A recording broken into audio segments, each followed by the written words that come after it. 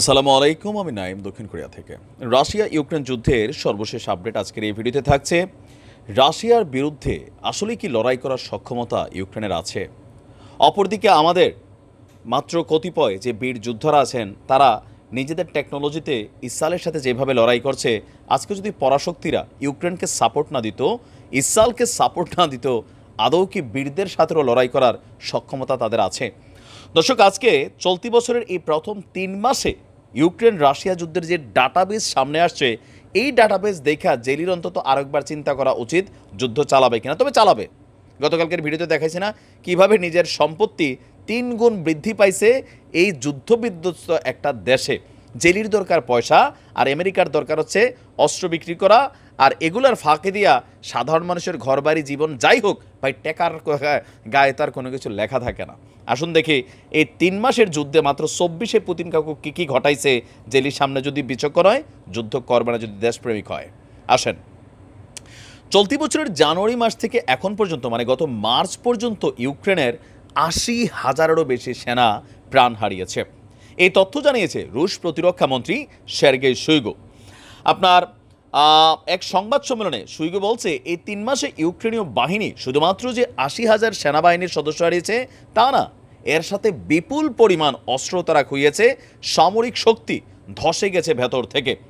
ইউক্রেনীয় সেনাবাহিনীর ১,২০০টি ট্যাঙ্কই উড়াই দিছে মাত্র এই ৩ মাসে। এর পাশাপাশি ১৪,০০০-এরও বেশি সাজোয়া যান, সামরিক সরঞ্জাম, আপনার সামরিক স্থাপনা, এগুলো ধ্বংস করেছে রাশিয়ার সেনারা।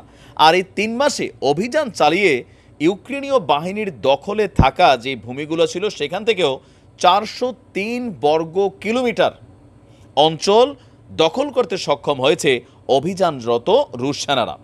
শুইগু বলছেন যে গত ২ বছরের যুদ্ধে ইউক্রেনের তেমন কোনো সফলতা নেই, কিন্তু তারা এখনও পশ্চিমা পৃষ্ঠপোষকদের বিশ্বাস করানোর চেষ্টা করছে যে রুশ প্রতিরক্ষা বাহিনীকে তারা পরাজিত করার সক্ষমতা রাখে। এই প্রচেষ্টার অংশ হিসেবে তারা এখন যুদ্ধের পরিবর্তে সন্ত্রাসবাদকে উস্কে দিচ্ছে, দূরপাল্লার ক্ষেপণাস্ত্র ব্যবহার করে রাশিয়ার ভূখণ্ডে হামলা চালাচ্ছে, বেসামরিক লোকজনকে লক্ষ্যবস্তুতে পরিণত করছে, দেশের অভ্যন্তরে নাশকতাও করছে। আপনারা জানেন যে রাশিয়ায় গত মাসে যে ঘটনাটা হয়েছে, এটাই কিন্তু এখানে ইঙ্গিত করা হয়েছে। তবে রাশিয়া বলছে যে আমাদের সামরিক বাহিনী এসব হামলা ঠেকাতে সদা তৎপর এবং তাদের পারফরমেন্স প্রশংসনীয়। তবে যখন গুপ্তচোরা হামলা চালানো হয় তখন হয়তো অনেক বড় ঘটনা ঘটে যায়, ক্রোকার সিটি হলের মতন।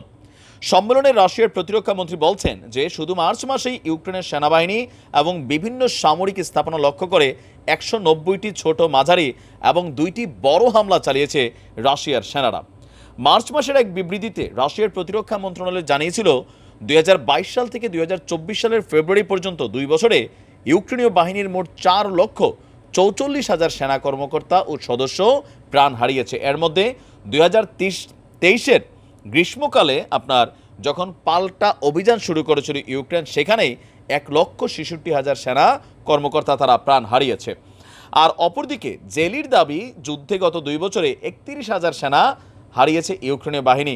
সংখ্যাটা প্রায় ১৫ গুণ এদিক সেদিক। আমি ধরে নিলাম রাশিয়া একটু বাড়াইয়া বলছে, ১০ গুণ তো হবে।